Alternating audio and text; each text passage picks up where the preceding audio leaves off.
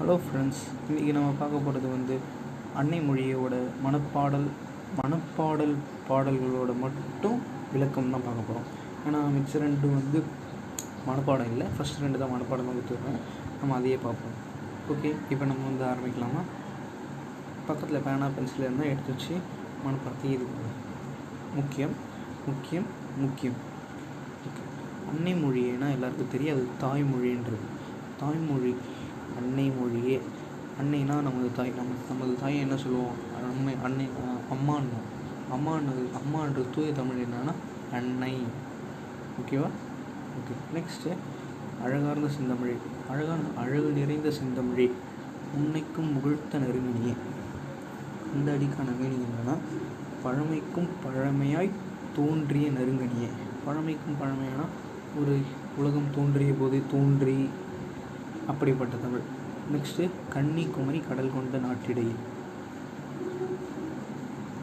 கடல் கொண்ட குமரி கண்டத்தில் நிலைத்து அரசாண்ட மொழி அப்படின்னு சொல்லலாம். இந்த மண்ணுலக பேரரசு என்றது அந்த மண்ணுக்குரிய பேரரசு, அரசு மாதிரி வளர்ந்து. நெக்ஸ்ட் தென்னன் மகளே திருக்குறளின் மாண்புகள். இந்த தென்னன்றது யாரை குறிப்பிடுதுன்னா பாண்டியனை குறிப்பிடுது. இதெல்லாம் எழுதி வச்சுக்கோங்க.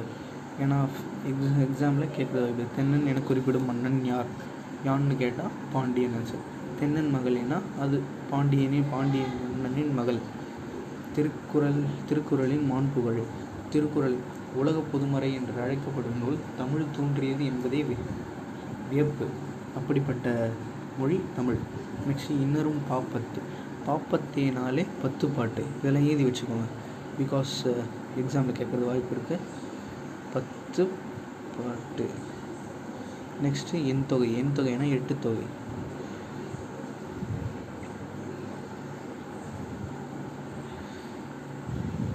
நற்கணக்கேனா 18 கீழ்கணக்கு. இங்கே எழுதிக்கோங்க, 18 கீழ் கணக்கு. நெக்ஸ்ட்டு மண்ணும் சிலம்பே மணிமேகலை வடிவே. இதில் மண்ணும் சிலம்பே மணிமேகலை வடிவே இது நமக்கு தெரியும்.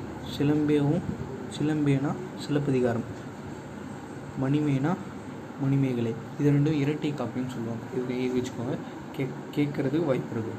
நெக்ஸ்ட்டு சிலம்பே. நெக்ஸ்ட் முன்னும் நினைவால் முடிதாழ் வாழ்த்து.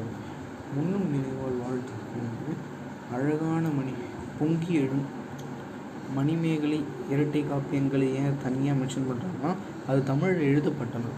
மிச்சம் எல்லாமே தழுவல் நூல்.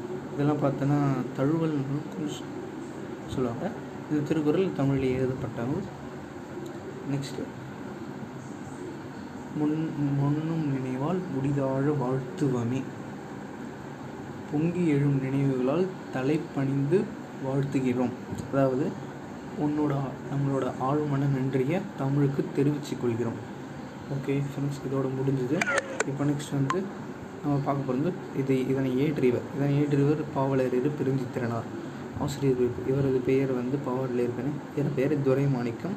இது வந்து எதுலேருந்து எடுக்குமா? கனிச்சாறு. அவர் இயற்றிய நூலிலிருந்து தொகுதி 1 எடுத்துக்கிறாங்க. பணியாற்றிய இதழ்கள். தென்மொழி தமிழ்ச்சிட்டு. இயற்றிய நூல்கள். உலகில் ஒரு பாவிய குத்து. நூலாசிரியம். கனிச்சாறு. என்சுவை என்பது மகவுக்கு வஞ்சி.